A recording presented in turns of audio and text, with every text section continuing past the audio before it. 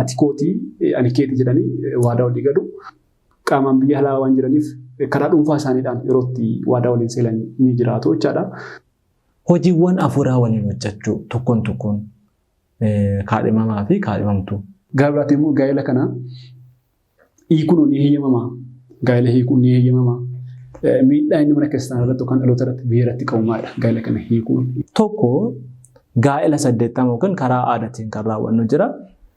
Lammaffaa karaa mana qopheessaatiin kan raawwannu jira. Sadaffaa irratti immoo gaa'ela kiristaanaatti mana kiristaanaatti kan raawwannu jira.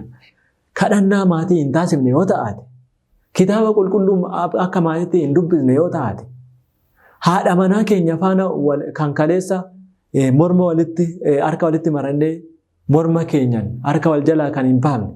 Qorumsi guddaan gaa'elaan booda jiru maalidha? Akkamitti immoo keessa darbama? Iccitii manaa baasuun kun qorumsa guddaa ta'e jettee jechuun mana keenya. Iddoo wandumaa jira kun baadiyyaaf magaalaa miti. Rakkoo namoota hedduudhas waan ta'eef. ኢየሱስ ክርስቶስ ዋቀዮ ዳጅት ተዋይዶን ወንጌላን በርሲሳ ወቅቲ ቱርቲ ካዲማና keessatti jechaadha. Daangaan ni jiraata. Keessumatti namni tokko kaadhimannaa gaafa jennu oliif hiriyoomanii jechaadha. Gaa'elaaf ol filatanii garuu gaa'elatti hin seenin turtii jirudha jechaadha. Turtii yeroo ol filannaadhaati hanga gaa'elaa gidduu jirudha. Turtii kana keessatti daangaan dhiiraaf shamara tokko hanga eessaatti ta'uu qaba. Sababiin isaas keessatti dogoggoroota hedduutu yeroo baay'ee namoonni baay'een maal jedhu ati kootii ani keeti jedhanii waadaa walii galu. Waadaa walii galanii kanaa booda bakka ati kan kootii ati kan keeti jedhanii dogoggora hedduutti seenu hanga xuraa'ummaatti qulqullummaa isaanii dhabuutti amma sanaatti namoonni yoggaa deemanii jiraatu amma qabeenya illee walitti kennanii wal deemanii wal kaaduun ni jira keessumattuu obboleewwan biyya alaa jiran dhimma kanaan yeroo baay'ee mudannoo hedduutu isaan mudata waan ta'eedhaaf daangaan hiriyummaa yookaan kaadhimummaa kana hanga eessaatti ta'uu qaba. Namni tokko kaadhimmate jechuun yookaan hiriyyaa filate jechuun gaalee raawwatu jechuudha xumurameera jechuudha. Amma eessaatti ta'uu qaba kan jedhu asumarraan wal qabatee immoo waqtii kana keessaa yeroo baay'ee wanti mul'atu waadaa walii seenu dhimmoota kanarratti anaan illee gaaffii baay'ee na mudate jira karaa chaanala telegiraamaa dhuunfaa kootii jechaadha. Namoonni keessumatti obboleewwan biyya alaa jiran gaaffii kana yeroo hedduu hin kaasu. Qaamaan biyya alaa waan jiraniif karaa dhuunfaa isaaniidhaan yeroo itti waadaa waliin seenan ni jiraatu jechaadha. Akkasumatti immoo karaa abbaa gaabbisanis ni jira wantoonni kun darbee ni mul'ata waan ta'eef waadaa walii seenuun kun ni danda'ama akkamittiin ilaalama. Kan biraan immoo qubeelaa waliif naquu osoo gara gaa'elaatti seenuun dura qubeelaa waliif naquunis ni jira. Bakkeetti jilbeeffatanii dhimmoonni hamma keessumatti yeroo ammayyaa hojiin hafa keessanii namoonni alkiristaanoo kan ta'an walitti raawwatamaa jiru ni jira waan ta'eef dhimmoonni kun akkamittiin ilaalamu gabaabinaan akkamittiin nuuf ibsitu. Gaaffii baay'ee waltaa ta'ee fi namoonni hedduun addunyaan kan ittiin jeeqamaa jirtu dhimma kanarrattidha. Baay'ee ulfaadha gaaffii kana kaasuudhaaf. Waqtii turtii kaadhimummaatti hariiroon dubaraa fi dhiiraa tokko hanga eessatti kan jedhamu kana dursa ilaalla. Maalidhaa? Dhiirri tokkoo fi durbi tokko duraan dursineeti maaliif akka gara gaa'elaatti seenuu qabu waliin ilaallee jirra. Ulaagaa filannoo gaa'ela keenyaallee ilaallee jirra. Ulaagaa sana keessa immoo eeyyama waaqayyoo jennee eeyyamni waaqayyoos immoo maal akka ta'e hubannee jirra. Ittiin aansuudhaan immoo amma maanne yoo eeyyama waaqayyoo ta'ee waqtii kaadhimummaa keenya filannee erga filannee boodatti immoo gaabbiin yookiin amma nuti eeguu qabnu yeroo turtii qabnu maalidha kan jedhamu kanarratti waa jechuun barbaada. Innaa maal ta'uu qaba waqtii kaadhimummaa kanatti turtii waqtii kaadhimummaa kanatti maaltu ta'uu qaba yoo jenne barnoota waa'ee gaa'elaa. Barnoota waa'ee gaa'elaa sirrumatti barachuun murteessaadha. Kaayyoon gaa'ela keenyaallee maal ta'uu qaba jennee ifaan ifatti haasa'uu.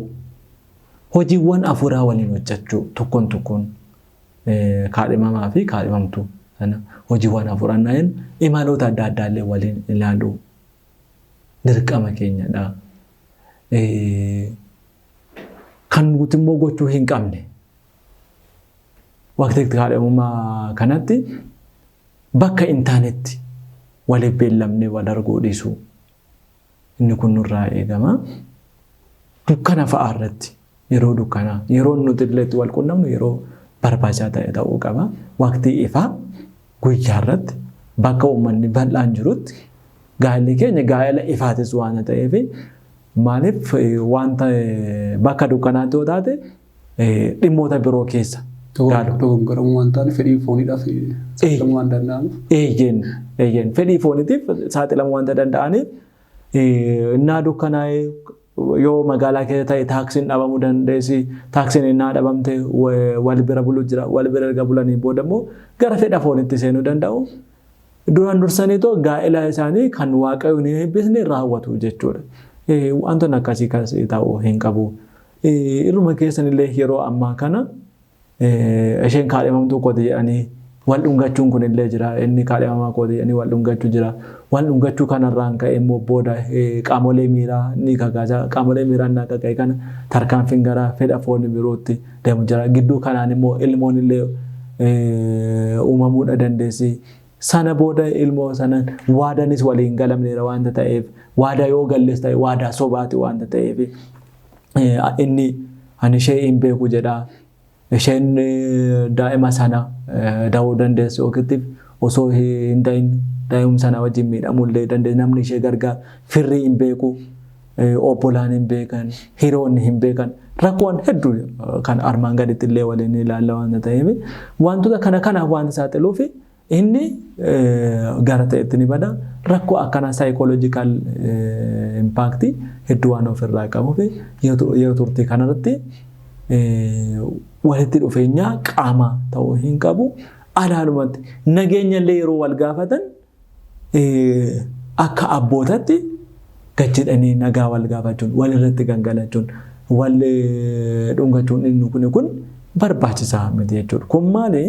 Wal dhungachuun nagaa wal hammatanii wal gaafachuun hamaa ta'ee osoo hin ta'in wal hammachuu hiriyaa kaadhimamaaf kaadhimamtuu sana gidduutti qaamni isaanii walitti yeroo dhufu jaalala sobaa jajjabeessaa deema booda kufuutu jira jechuudha.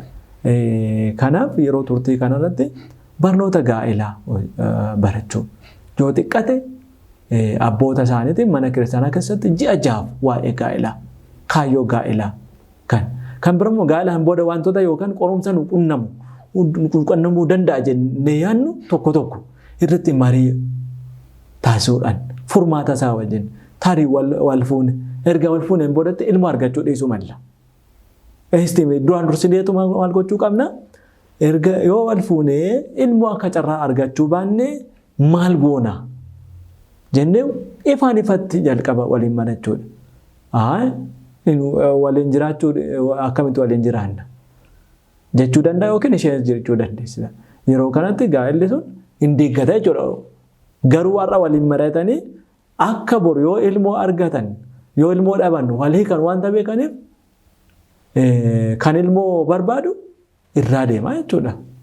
Wanti kun uumamuu danda'a maaliif 50% which is unknown ta'uus danda'a ta'uu dhiisuus danda'a waan ta'eef gaa'elli keenya boru akka hin deegamne dursinee kaayyoo keenya cimsinee waliin marachuu waliin haasaa fi walitti dhufeenya shaakaluu. Shaakala haasawaa kominikeeshinii keenya cimsuu kominikeeshinii hawaasa kiristaanawaa ta'e isa kana sirriitti waliin haasofne waqtii kanatti turuun baay'ee barbaachisaadha jechuudha.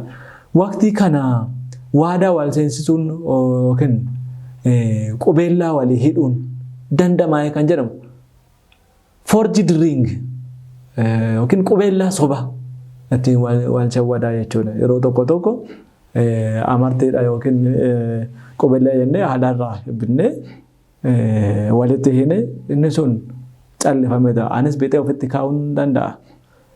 Kan gatii hin qabne jechuudha. Ofitti immoo abbaa gaabbitu walitti nu fide jennee haaluma irratti seera mana kiristaanaa kan hin eeggan alumarratti fannoodhaan waan eebbisne fakkeessine ijoollota kana yeroon sossobuudhaan qubeellaa isin inni abbaa gaabbii keenyatti walitti nu hida yeroon isaan jedhan jiru. Inni akkanaa gonkumaan seerri mana kiristaanaa keenyas kan hin eeyyamne waan ta'eef bakkeetti jilbeeffatanii waliif qubeellaa hidhuun manni kiristaanaa keenyas hin eeyyamtu. Qubeellaa hidhuu jechuun ani sirraa adda hin ba'u, ati narraa adda hin ba'in, kanaaf ragaan koo abbaadha, ilma, hafuura qulqulluudha jedhanii waadaa galuudha. Waadaa kana immoo mana kiristaanaa keessatti raawwatama malee mana hoteelatti, bosonatti ta'uu hin qabu jechuudha. Isa bifa kanaatiin namoonni hedduun walii dogoggorsiisaa yoo inni jiraatu taate wantoota akkanaarraa of qoxxabuun baay'ee murteessaadha jechuudha. Kan biroo immoo yeroo kadhummaa kanatti immoo qorumsoota nu qunnaman kana kan amma hanga ammaatti jenne kan qorumsa keessaa kan jennu walitti dhufeenyarraan kan ka'e maaltu jira? Fedhii foonii ni raawwanna. Fedhii foonii erga raawwanne rakkoon amma isiniin jedhe kana ulfaa'uun jira, erga ulfoofne ilmoo da'uun jira, ilmoo kana immoo namni guddisuu hin jiru jechuudha. Mucayyoonis saayikooloojikaalii miidhaa humnaa olitti ni deemti jechuudha. Qorumsa alaa immoo yoo jenne immoo ammas immoo yeroo turtii keenya keessatti qorumsi alarraa nutti dhufu jiraachuu danda'a. Isheen hiriyaa eekaleeti jedhanii namoota wal kaadhimmatan sanallee yerootti gargar baasuudhaaf qophaa'an jiru. Kuni kanaaf daangaa qaba yeroon turtii keenyaallee akkuma fixaan agaste keeyyata 24 lakkoofsa 378 namni kaadhimmatee guyyaa fuudhaa hin beellamanne yoo xiqqaate yoo akkam yoo guddate waggaa 2 yoo akkam yoo guddate waggaa 2 biyya fagoo yoo walirraa fagaata jiraatan immoo waggaa 3 kaayyoodhaan waliin galteedhaan yoo ta'e akkam yoo baay'ate waggaa 4 kanaan alatti gaa'ellee namni tokko wal kaadhimmatee waggaa 4 caala turuu hin qabu. Qorumsi keessas jira, qorumsi alarraa nutti dhufus jira waanta ta'eef jechuudha. Manni kiristaanaa keenyas kana nu barsiifte jechuudha.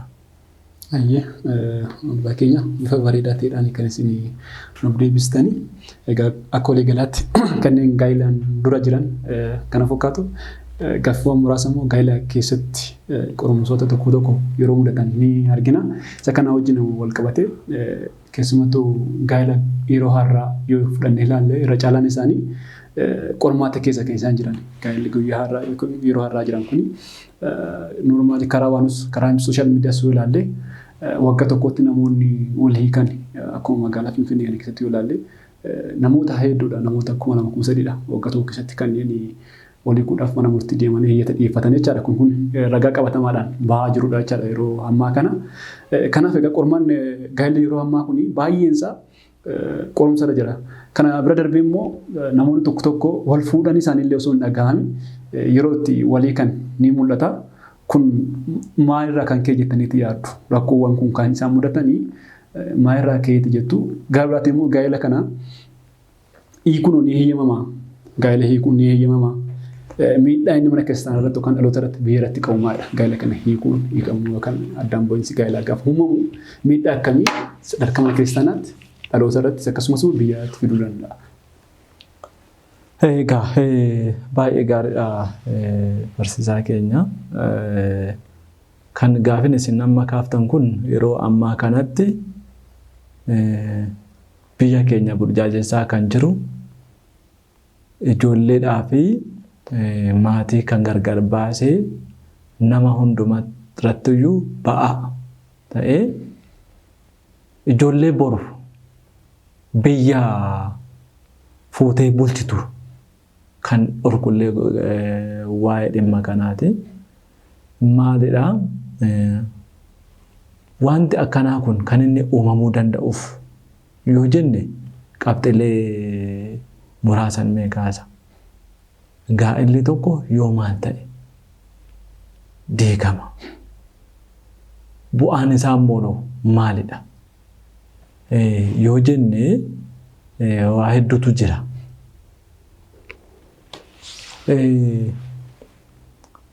gaa'elli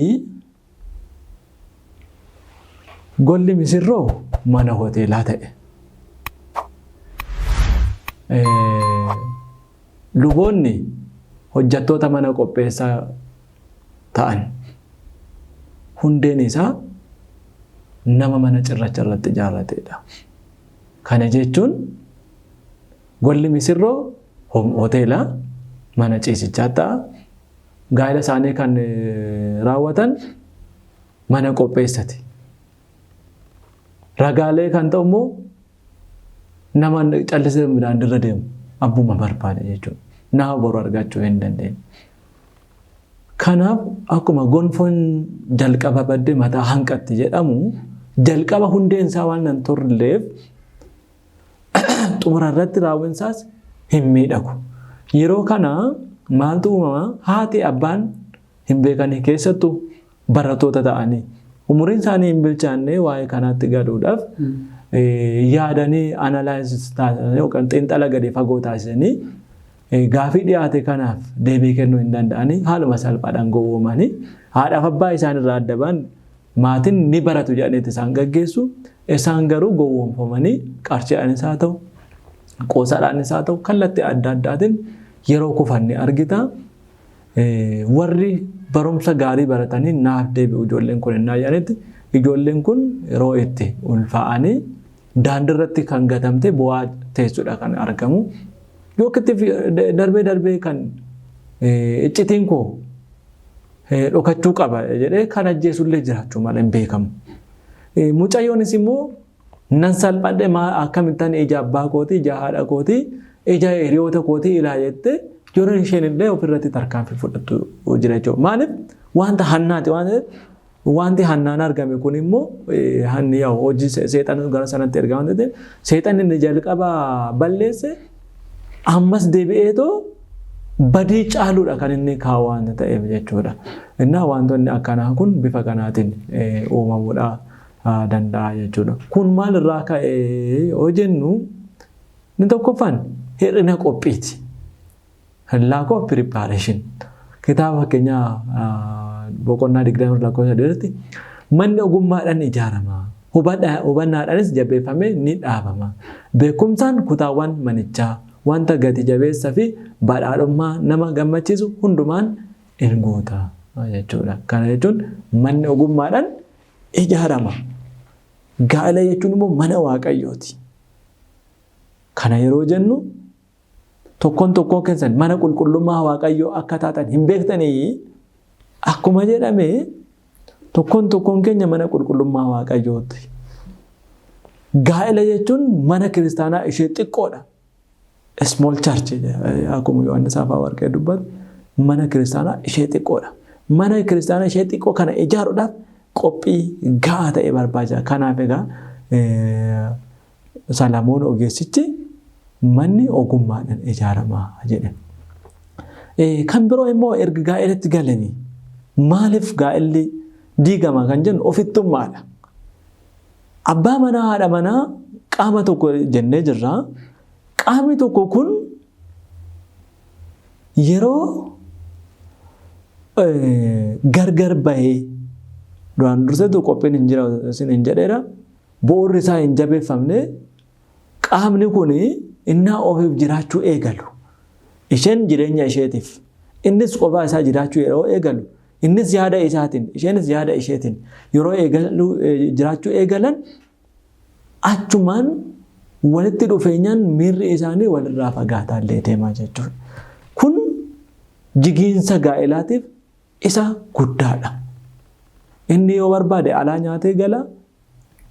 Isheen mana keessatti abbaan manaa koo ni gala jetteetoo nyaata qopheessitee eegdi. Innaa galutti ani hin barbaadu nyaata hin barbaanne jedhee innaatti dubbatu. Isheen yaa gowwummaa isheetiin abbaan manaa koo osoo hin nyaatin akkamittiin inni agabuu bulee ani akkamittiin nyaadha jettee hin ciifte agabuu ishee. Innaa barii immoo maaliif nyaata nyaachuu didde jettee gaafiin hin dhiyeessite ta'a. Ani mee nyaadheen galee jedhaan ta'a. Yeroo kanatti isheen si nyaati alaa nyaattee qoftee galtee Ani agabuu kan bulee jettee achumaa irraa hiikaa jechuudha lolli. Yeroo kana garaan isaanii gargar bittinnaa selfishness. Selfishnessiin yeroo developed ta'ee deeme wanta guddaa digumsaa gaa'elaa fida jechuudha. Kana fida Filippisius boqonnaa lakkoofsa tokko hanga afurii irratti karaa hafuura qulqulluu tokkummaa qabaachuun gara laafinaan namaaf yaaduun nuuf kennameera.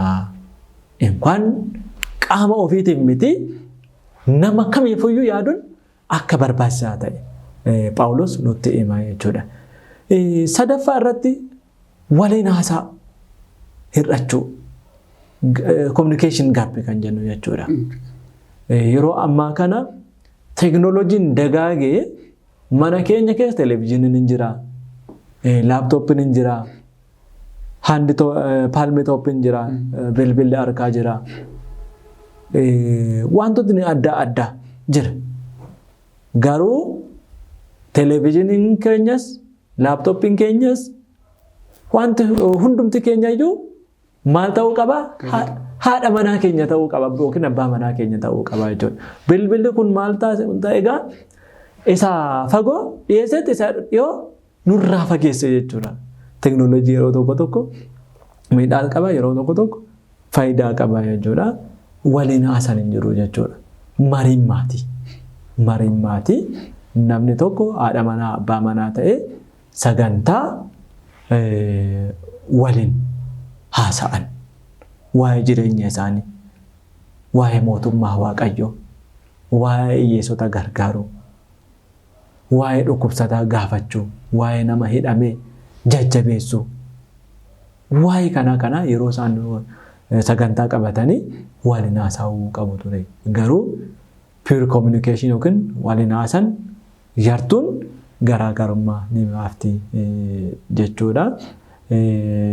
Kanaan maal jedha qulqulluun Yaaqoob boqonnaa tokko lakkoofsa 19 irratti obboloota koo jaalatamoo namni adduma addaan dhaga'uutti ariifata, dubbachuutti suuta jedha, eekkamuuttis suuta jedha ta'uun akka isarra jiru hin beektanii kana ta'us beekadha. Kana maal nutti agarsiisa? Namni tokko waliin haasa'u akka gachuu qaba. Innaa haasaan immoo anatu dubbataa wal saamuu osoo hin ta'in haasatti suuta jedha dhaggeeffachuutti cimaa ta'uu. Kanaafidha afaan tokkichi gurri lama dabalee ta'ee gurri nuuf kenname akka dhaggeeffachuun caalu. Dubbachuun immoo akka xiqqatu arrabni tokko afaan tokko kan nutti kennameef jechuudha. Kan biroo immoo amantaarraa fagaachuun addunyaadhaaf of kennu.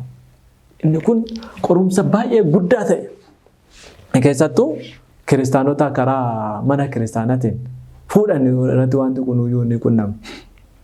Namni tokko hafuurarraa ammuma fagaataa deemu xumura irratti hafuura hamaa wajjiniin tokko ta'a.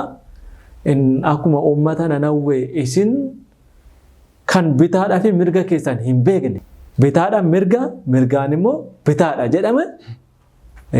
Namni sirna mana kiristaanaatiin gaa'ela isaa gaggeeffate kun akkasumatti xiqqataa deemee xumura irratti gaa'ela irratti wal hiikaa jechuudha. Kan biroo walii kun immoo ni danda'ama kan jedhu irratti Maatewos boqonnaa 32 irratti namni haadha manaa isaa baasu caafata ittiin ishee baasu haa kennuuf jedhamee himameera. Ani garuu isinitti himaa jedhe. Yoo isheen ejjite malee namni haadha manaa isaa baasu akka isheen ejjitu hin godha. Namni dubartii gadi dhiifamte fuudhus ni ejja.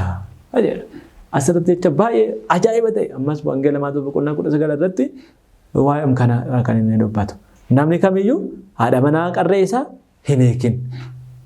Yoo maal ta'e qofa? Yoo ejjite qofa. Kana jechuun ejjitee too egaa Waaqayyoon ejjuu jechuun cubbuudha. Nama du'a. Akkuma kaleessa Addaam innaa du'etti qalbii isaatiin gara Waaqayyootti deebi'e namni ejjeesuun illee qalbii isaa jijjiirratee Waaqayyoon dhiifama gaafatee yoo abbaa manaa koo faana nan jiraadha yookiin haadha manaa koo faana nan jiraadha jedhee yoo walii galan jireenya isaanii itti fufuu danda'u. Kanaan alatti namni tokko gaa'ela isaa eeguu kan danda'u yoo duuti sadiitu jira. Du'a foonii jira, du'a lubbuu jira. Du'a foonii yeroo jennu qaamaan guutumaan guutuu gargar bahu. Du'a lubbuu yeroo jennu immoo yoo amantaa isaa jijjiire, yoo ejje yookiin ejjete inni kun du'a lubbuuti. Waan ta'eef wantoonni kun gara hiikumsa gaa'elaatti ni fida jechuudha. Walii kun immoo miidhaan immoo inni fidu eessarraa ka'e mana kiristaanaa irratti. Mana kiristaanaa naa jedhu lama. Mana kiristaanaa ishee xiqqoodhaa fi alaadha. Mana kiristaanaa ishee xiqqoo yeroo jennu maatii irratti maal fida yoo jenne ijoollee irratti rakkoo akkamii fida yoo jenne ijoolleen kun saayikooloojikaalii miidhamoo ta'aniitidha kan isaan guddatanii ikoonoomikaalii nama isaan gargaaru hin qabanii ijoolleen kun jiraattota daandirraa ni ta'u waa'ee gaa'elaa boruutti illee gaa'elatti seenullee ni barbaadu gaa'elli namaa akkaatum kanaatiin jeeqamaa akka ta'ettidha kan isaan hubatan waan ta'eef ijoolleen kun bilchina sammuutiin illee akka hin qabaanne abdii isaan gaa'ela irraa qaban illee baay'ee gadi bu'aadha ta'a. Yoo gaa'elatti illee akkuma carraa ta'ee galan yoo itti mijate hin jiraatu yoo itti mijanne immoo gadi sanii ba'u jechuudha. Walumatti qabaatte xiinsammuu ijoollee dhaloota boruu irratti wanta guddaadha kan inni qabu jechuudha. Rakkoon inni qabu kan kana caala dhaloota boruu ajjeesirraa ta'anan gaa'elli keenya laalaa rakkoo inni qabu. Kan biroo immoo mana kiristaanaatiif kiristaanii tokko gaa'ela isaa hiikera ta'anan salphina mana kiristaanaa salphisee jechuudha. Akkamitti mana kiristaanaa salphisee jecha Kiristoos kan Kiristoos akkuma mana kiristaanaa jaalate abbaan manaa haadha manaa isaa haa jaalatu jedhe kana hiikame jechuudha. Kiristoosii fi manni kiristaanaa wal hiikaniiru jechuudha. Waaqummaan waaqayyootii fi waaqummaan namummaan waaqayyoo akka wal gadhiisettidha kana fakkeeffamu. Tokkummaan haadha manaa fi abbaa manaa yoo namummaadhaa fi waaqummaa waaqayyootiin fakkeeffame hiikamuun kunis immoo gara sanatti deemaa jechuudha. Abbaa manaa haati manaa wal hiikan jechuun manni Kiristoos mana kiristaanaa gadhiisee deemera jechuudha. Waaqayyoon waaqummaa isaa namummaa isaarraa adda baaseera jechuudha. Akkaataa kanaatiin kan inni hubatamu jechuudha. Kanaaf gaa'ela jechuun iccitii guddaadha. Kunuunfamee qabamuudha qabaa jechuudha. Gaggaragalchanii sirriitti qabachuu qabna jechuudha. Manni kiristaanaa wangeelli qulqulluun lallabuun gatii hin qabu jechuudha. Wangeelli qulqulluun kan inni lallabuun kiristaanota yaachisuufidha. Jireenya kiristaanota keessaa inni tokko immoo gaa'elaadha. Gaa'elli diigameera taanaan lallabdoota gatii dhabeessa jechuudha. Dadhabbiin Phaawulos ergaan inni barreesse hundumtuu bishaanitti nam'eera jechuudha. Hojiirra hin oolle jechuudha. Sana booda lallabuunis gatii maleessadha. Gaa'elli hiikateera taanaan lallaba oomishan hin barbaachisu jechuudha. Isa kana kun mana kiristaanaa irratti rakkoo fida, ijoollee irratti rakkoo fida, dinagdee biyyaa irratti. Namni tokko hirkataa taanaan biyya irratti ba'aa kan inni ta'u. Namni tokko gaa'ela isaa hiikera taanaan ijoolleen isaanii bittinna'anii ijoolleen kun immoo qarshii ittiin guddatan barbaadu. Qarshii sana immoo haadhaaf abbaarraa hin argatanii yookiin mootummaatu kennuufii danda'a yookiin mana mootummaatti galanii jiraachuu danda'u yookiin uummata abbaa ta'etti galaniitoo jiraachuu danda'u jechuudha. Inna biyya irratti rakkoo guddaa qaba.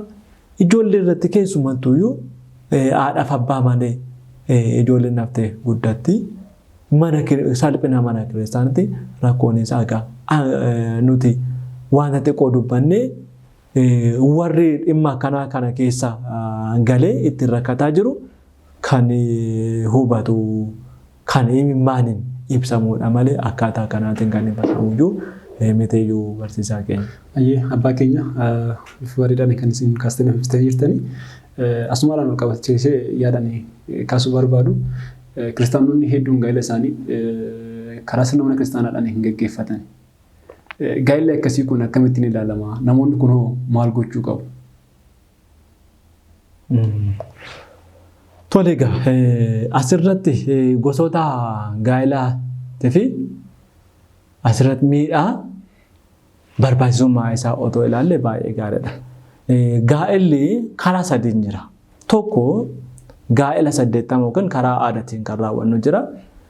Lammaffaa karaa mana qopheessaatiin kan raawwannu jira. Sadaffaa irratti immoo gaa'ela kiristaanota mana kiristaanota kan raawwannu jira. Gaa'elli 80 kan jennu ijoolleen osoo waliin beekin warri qofti wal beekanii yookiin immoo erga warri walii galanii booda ijoollee sana bifuma ta'een wal barsanii wal fuusisu. Waa'een barumsaa gaa'elaa hin jiru. Wal qorachuun ijoollee kanaa hin jiraatu. Jaarsa dhagaan walitti fidee gaa'elli kun immoo hundee qabaa yoo jenne kiristaanotis waa'ee kanarratti baay'isanii kan hirmaataa jiran jechuudha. Wanti kun hundee qabaa yoo jenne namni tokko hamma waa'ee gaa'elaa barumsa hin barannetti karaa gorsa abboota mana kiristaanaatiin hanga hin deemnetti gaa'elli kun gadi fageenya hin qabaatu. Maaliif iccitii mana kiristaanaatti hin hirmaanne waan ta'eef akka nama tokko kiristaana ta'e kaleessa guyyaa 40 fi 80tti cuuphamee iccitiin yeroo raawwatamee fi iccitiin qurbaana raawwatamee. Innaa immoo gara gaa'elaatti immoo seenu yoo xiqqate iccitiin 2 ni raawwatama jechuudha. Tokkoffaa gaabbii iccitiin gaabbii raawwatama. Lammaffaa immoo iccitiin qurbaana raawwatama jechuudha. Isa kana osoo raawwate iccitii 2 kana dhiiseetu jaarsonni walitti fidan waan ta'eef gaa'elli kun gadi fageenya hin qabu. Ijoolleen kun yeroodhaan boodatti waa'ee gaa'elaa irratti walitti bu'anii jireenyi isaanii yoo itti mijachuu baate jaarsoliin kaleessa ta'anii walitti fidan carraa maalii qabu? Carraa ijoolleen kun yoo fedha isaanii ta'e yoo waliin jiraachuu dhiisuudhaaf fedha qabaatan yookiin gargar bahuu barbaadan gargar isaan geessu jechuudha. Inni hiikuu jechuudha.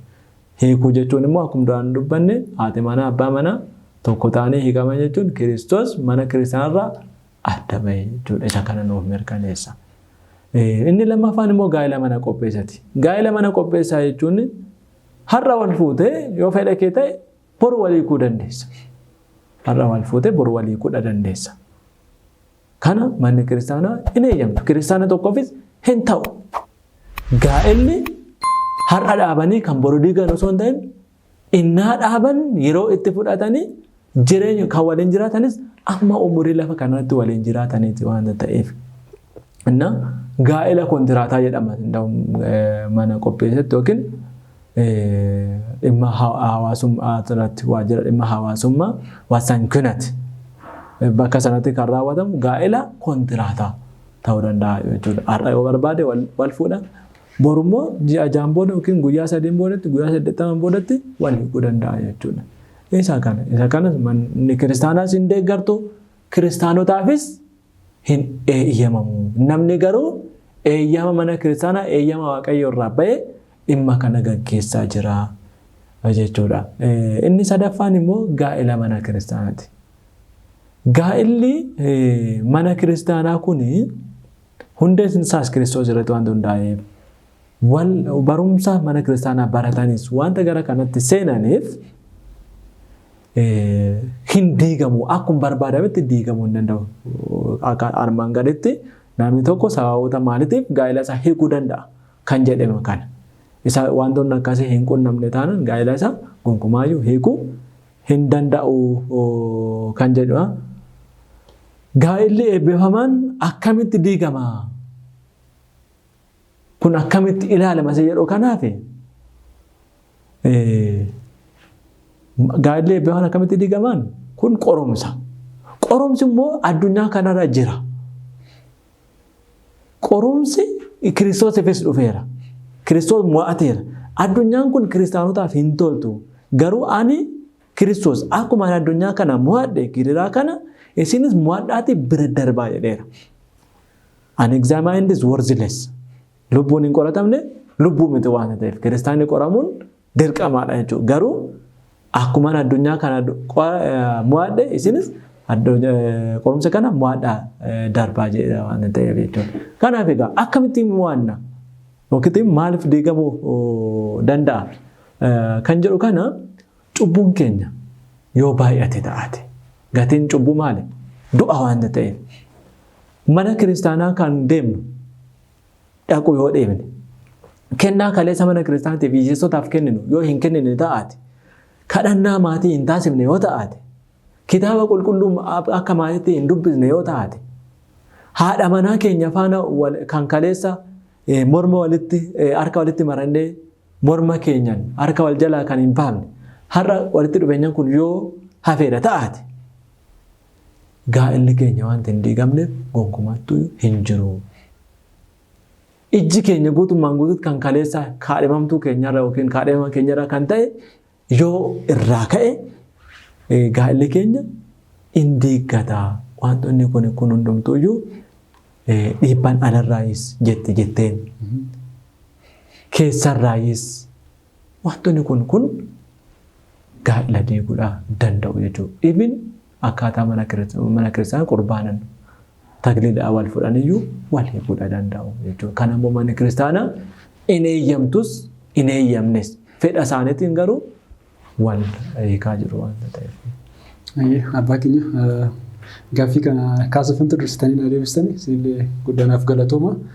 Keessumatti qormaata gaa'elaa keessaa tokko sirnuma mana kiristaanaadhaan gaa'ela raawwatanii deemaniiti kan isaan hojii kana ammasii kan isin kaastanii. Namoonni hedduun gaaffiitti ta'a. Ekeleen koo mana kiristaanaa keessatti ol fuudhanii akkamittiin ol hiikaa? Abaloon immoo takiliidhaan ol fuudhanii akkamittiin ol hiikuu jedhan yeroo baay'ee namootatti gaaffii hin ta'a. Akkuma isin kaastanii Kiristoosii qorameera. Amma murteessaan takiliidhaan ol fuudhuu osoo hin taane mana kiristaanaa keessatti gaa'ela raawwatachuu qofa osoo hin taane qorumsa dhufu sana keessatti mootanii darbuudha murteessaanii. Qoramu jechuun danda'amu nama biyya lafaarra jirutti jechaadha. Gaafa qofaa ofii jiraatan qorama. Gaafa lama taatee itti dhuftu immoo yaada nama lamaa sana gara tokkootti fiddee wajjin jiraatta waan ta'eef wajjin bulta waan ta'eef qormaan hin dhibu kallattii adda addaadhaan hin jiraata. Kanaaf namni gara sanaatti hin deemu jechuu hin dandeenyu ግን akka sana hin taasisne gochuu hin danda'a dursee yaadota sana hundumaan bilchina isaadhaan hojii isaadhaan yaadaan olii galuun wantoonni kun yoo jiraatanii inni kun afuu ni danda'a jechuudha. Kanaaf namoota baay'eetti wantoonni akkasii gaaffii hin ta'inii jechuun barbaada. Egaa gara xumuraatti fiduudhaaf gaaffii dhumarratti kaasuu barbaadu. Qorumsi guddaan gaa'elaan booda jiru maalidha? Akkamitti immoo keessa darbama? Yeroo baay'ee isaan kana namoonni reefuun gara gaa'elaatti seenaa jiran yoo jiraataniif tareeti gaaffii kana qabatanii isaan waan hundaatti isaan mudachuu danda'uuf akka irraa of eeganii fi isaaniif barumsa ta'a waan ta'eef qorumsi guddaan gaa'ela booda jiru maali? Baay'ee gaariidha gaa. Yeroo ammaa kana mana qopheessaas waajjira mana murtiis kan rakkisaa jiru dhimmoota hundumaa caala waa'ee haadha manaa abbaa manaati. Qorumsa mana kiristaanaa, qorumsa mana murtii, qorumsa ijoollee, qorumsa uummataa kan ta'e kun maalirraa ka'a yoo jenne qorumsi kun tokkoffaa namoonni kun yeroo wal fuudhanitti kaayyoon isaanii seeraan hin bu'uuressine waanta ta'eef kaayyoon isaanii ilmoo argachuudha yoo ta'ate namoonni wal fuudhan kun ilmoo dhabuu danda'u. Akkuma armaan duratti kaase. Ilmoo yeroo dhabanitti akka aadaatti baay'inaan baadiyyaa keessatti yoo ilaalle namni ilmoo hin arganne tokko gaangedha jedhaniitidha kan isaan arrabsan. Yommuu tokko deesses isheen sanyii kurupheeti jedhu. Kun gonkumattuyyuu wanta jedhamu hin qabne kan gara fuulduraatti hafuu qabu. Ilmoo kan namaaf kennu waaqayyoodha wanta ta'eef akkaataa kanaatiin yaaduu hin qabnu akka furmaatatti yaada furmaatatti kan hin hangaamu. Namoonni ilmoodhaaf yoo wal fuunellee yoo jiraanne ilmoo kan namaaf kennu waaqayyoodha. Waaqayyoon immoo waan hin taane wanta nuun kennine ilmoo nyaatee hin quufne ilmoo akka Yihudaa haadha fi abbaa isaa abaaru yoo taate waaqayyoon nuuf hin kennu. Ilmoo boru qorumsa nutti ta'u wanta nuuf hin kennineef waa ilmootiif boo hin qabnu jechuudha. Namni egaa yeroo ilmoo dhabu maal godhaa? Haadha manaa ishee jalqaa hin baasa. Achiin immoo dubartii biroo fuudha. Isheen manaa baate sunis abbaa manaa birootti heerumti. Akkaataa kanaatiin hojiin ejjaa babal'ataa deema jechuudha. Kanaaf waaqayyoo ilmoo dhabne waaqayyoon nuuf kenne nuuf hin kennine taanaan akkuma Zakkaariyaas akkuma Abrahaam obsaan eeggachuun baay'ee barbaachisaadhaan jedha. Kan biroo immoo sababa diigumsa gaa'elaa kan ta'u sababa hojiitiin walirraa fagaachuu namni haadha manaa abbaa manaa ta'anii wal fuudhu sababa hojiitiin inni tokko baalee ta'a inni tokko boolee ta'a. Baalee fi boolee walitti firoomsuun baay'ee ulfaata. Hanga danda'ametti wantoonni akkanaa kun haati manaa abbaa manaa wal gargaarsaafis qorumsa adda addaa irraa wal eeguudhaafis foon tokko ta'anii foolii tokko ta'anii waliin jiraachuudhaaf walitti dhiyaachuun dirqamaadha jechuudha. Isa kanallee qaamni mootummaa wantoota akkanaa irratti haadha manaa abbaa manaa mana mootummaa keessatti hojjetan irratti xiyyeeffannoo godhanii naannoo waliin hojjechuu danda'anitti haadha mijeessuun baay'ee barbaachisaadha jechuudha. Hundumaa caala gaa'ela kanaaf bakki laatame namoota gaa'ela wal fuudhanii haadha manaa abbaa manaa ta'anii kaabaa kibbaa walirraa jiraatan bakka tokkotti walitti fidanii mootummaan illee haala mijeessee akka jiraachuu qabanii jechuudha. Kan biroo hiriyaan gaa'elaa du'uu danda'a. Isa kanarratti hubannoo kennuu danda'u namni karaa mana kiristaanaa wal fuudhee erga wal fuudheen boodatti yoo haati manaa isaa jalaa duute akka haadha manaa lammaffaa fuudhu manni kiristaanaa hin eeyyamti. Namoonni garuu karaa mana kiristaanaa yoo wal fuudhan akka wanta sana booda fuudhuun hin eeyyamamnetti wanta ilaalcha kana qabanii fi ilaalcha kanallee otoo sirreeffannee baay'ee gaariidha jedhee tanan yaada. Du'aa hiriyaa gaa'elaatti kan ka'e kamuun illee jira. Kan biroo immoo haala qabiinsa mallaqaa yookiin qisaasa'uu qabeenyaa. Magaalaa baadiyyaa hin qabu kuni magaalaa keessatti inni dheeraa dhugaatii cimaa dhugaa ta'a. Qabeenyaan isaan qaban garuma dhugaatti ta'a. Sana booda hiriyaa faana dhugaatiidhaan boodatti machaa'uun jira. Machaa'uudhaan boodatti immoo sagaagaluun jira. Isheen haadha manaa mana teessee hin eegdi.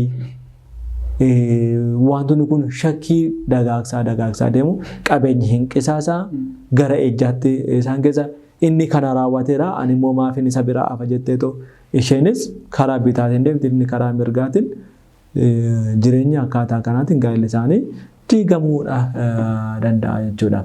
Kan biroo immoo guddaa fi rakkisaa kan ta'e kun baadiyyaa irratti baay'inaan kan inni jiru miseensa maatiitiin alatti waa'ee maatii ofii nama birootiin mari'achuu iccitii manaa baasuu jechuudha. Iccitii manaa baasuun kun qorumsa guddaa ta'e jettee jechuudha mana keessatti. Iddoo hundumaa jira kun baadiyyaaf magaalaa miti rakkoo namoota hedduudhas waan ta'eef. Egaa bakki itti baay'atuu fi hin baay'een eegama. Amma dhugaatii yoo dhugaatii jenne dhugaatiin baay'inaan magaalaa keessattidha kan inni raawwatu. Qonnaan bulaan keenyas wantoota akkasii hin raawwata.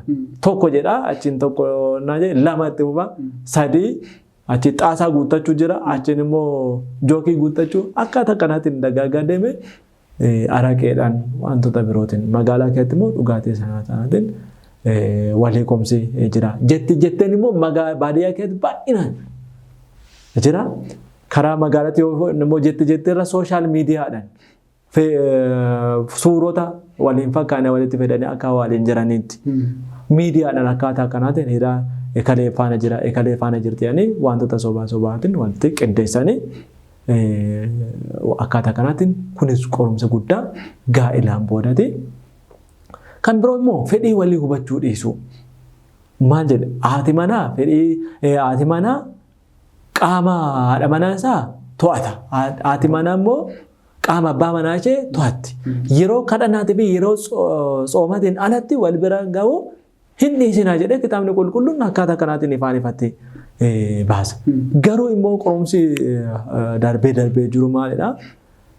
Inni yoo fedha foonii hin barbaanne ishiin barbaadde yoo taate fedhii isaa qofa guuttataa isheen hin rakkatti yookiin immoo inni immoo fedha qunnamtii qabaachuu mala isheen fedha kana hin qabdu gidduu kanatti garaagarummaan ergan fedha koo si wajjin haadha manaa koo taate si faana erga hin raawwanne abbaa manaa koo taate ergan si faana hin raawwanne waliin jireenyi keenyallee maali jedhanii walii kun jira jechuudha.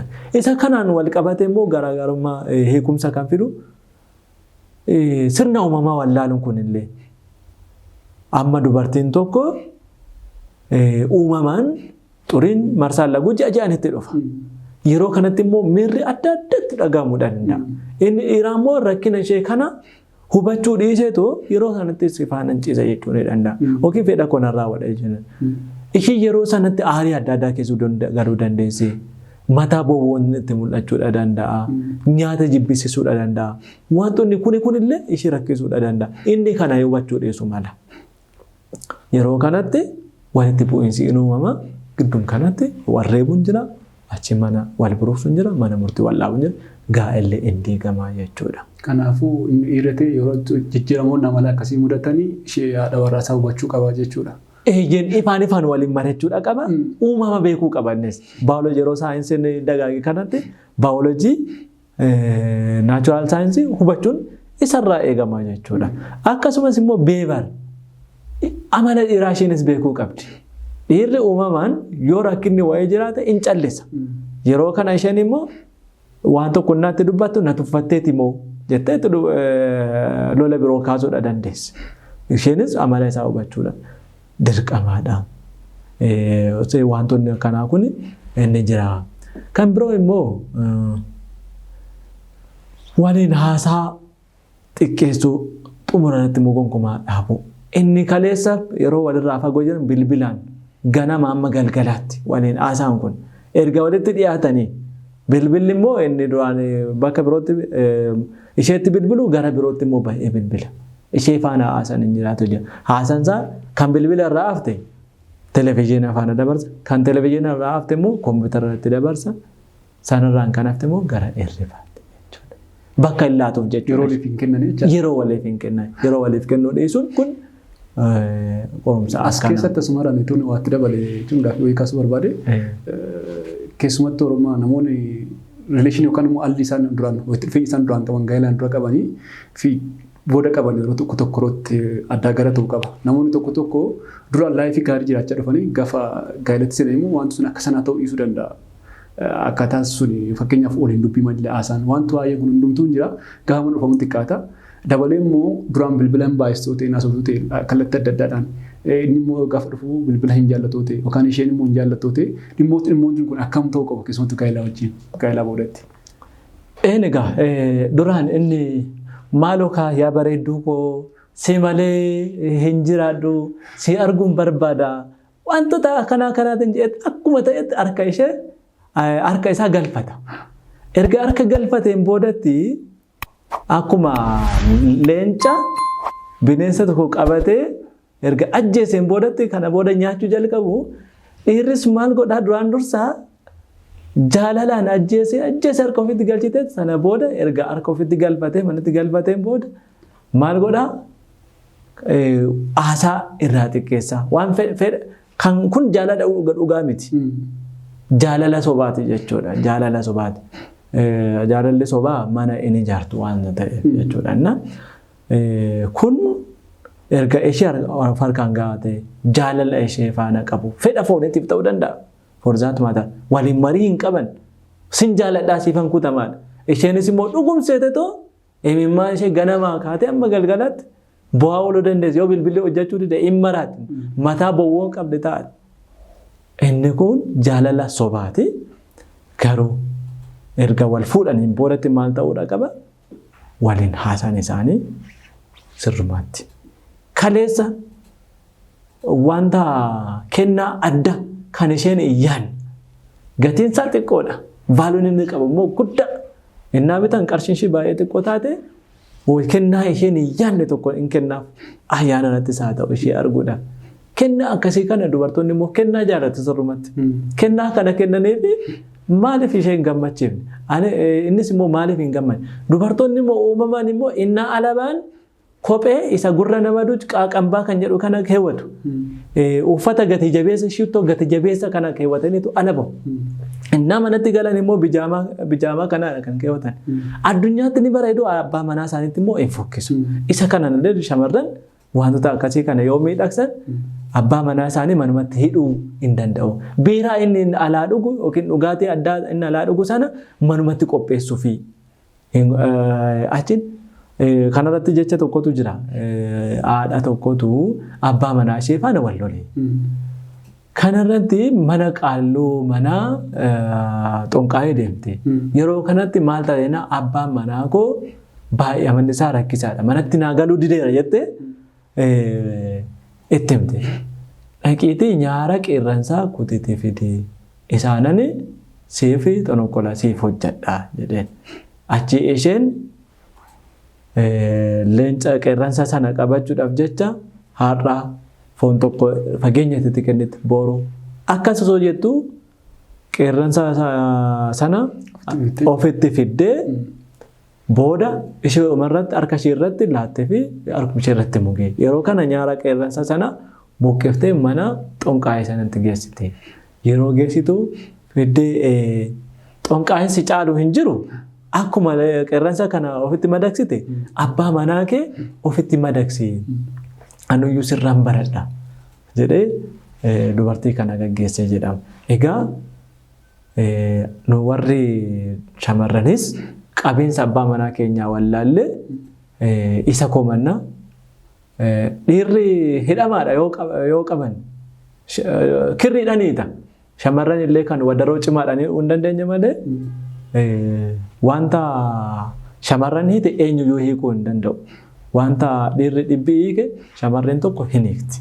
Kan shamarreen tokko hiite garuu dhiirri dhibbi hin hiiku waan ta'eef shamarran obboloonni keenya amalaan obboleessa koo sin jaaladha jettanii jaalala keessan dhugaa bijaamaa isa mana keessatti uffattan isa gara alaatti isa immoo alarratti uffattan kana gara keessatti abbaa manaa keessanitti babbareedanii inni gale teessoo keessanii fi bishaan ho'aa qicanii fi nyaata miidhagaa qopheessanii fi kennaan kana caalu hin jiru. Inni abbaa warraas immoo yeroo ayyaana irratti kennaa isheedhaaf akkuma yeroo kaadhimummaa irra turanitti kennaa gaarii gaa'ela sana booda dhaabachuu hin qabu. Eeyyen waliin haasaas sirrumatti isheedhaan alatti alamiin isaas hin jiru addunyaa isaas hin jiru qabeenyi isaa kan ishee caalu hin jiru waan ta'eef akkaataa kanatti waliin jiraachuu qabu jechuudha.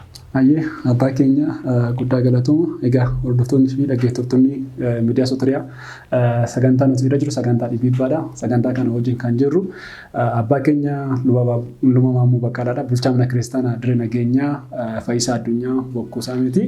Egaa abbaan keenya nu gidduutti argamuudhaan barumsa guddaa dhimma gaa'elaa irratti nuuf ibsanii jiru. Hedduu akkasiin waa'ee gaa'elaa irratti barumsa gaarii argattan abdiin qabaa. Dhumarratti abbaa keenyaaf carraa tokkoon isiniif kenna. Ergaa addaa yoo qabaattan yookaan dhaamsa yoo qabaattan dhaggeeffattoota keenya kanaaf dhaamsa keessan dhaamtanii gara sagantaa keenya xumurutti dhumna. Egaa maatiiwwan kiristaanaa hordoftoota miidiyaa Sotoriyaa kan taatan hundi keessanuu gaa'elli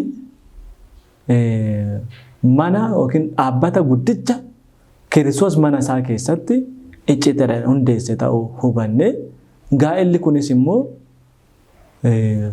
kaayyoo Kiristoos giddu galeessa godhannee kan hundaa'uu qabuu fi kiristaanota hanga taanetti immoo daandii Kiristoos wanta hordofuu qabnuuf gaa'ela keenya mana kiristaanaa keessatti raawwannee fooniif dhiigaa Waaqayyootiin tokkoomne jireenya miidhagaa jiraachuu qabna.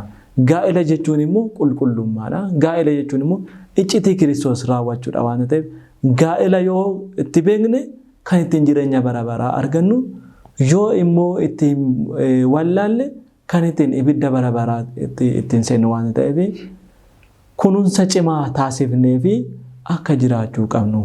Yoo humna ol qorumsi adda addaa nu qunnameera yoo ta'ate qulqulleetti mana kiristaanaa keenya gaafii dhufe kamiifuyyuu deebii wanta qabduuf karaa abbootaa Waaqayyoon nuuf kenne isaan faana mari'annee qorumsa nutti dhufu illee akka jala darbuu qabnu. Raawwi keenya miidhagsuu qabnan jedha. Ulfaadhaa kabajamaan jedha. Ameen. Abbaa keenya isinillee ulfaadhaa. Galatooma miidiyaa keenyatti argamuudhaan barumsaaf erga jabaa kan nuuf dabarsitan Waaqayyo isin eebbisu jechuun barbaada. Dhaggeeffattoonni fi hordoftoonni keenya miidiyaa Sotoriyaa egaa bakka garaagaraa ta'uudhaan dhaggeeffachaa kan turtan qophii sagantaa dhimbiibbaati. Qophii sagantaa dhimbiibbaa keenya kan guyyaa har'aa ala kanaan bifa kanaan qollaamnee jirra. Yeroo biraatti mata duree biraadhaan walitti deebinaa hanga guyyaa sanaatti nagaadhaan turama jechuun barbaada. Galanni abbaa ilmaa qulqulluuf haa ta'u, Waaqaaf fannoosaaf qulqullinni itti arginu dubbii maramidhaaf haa ta'u. Ameen.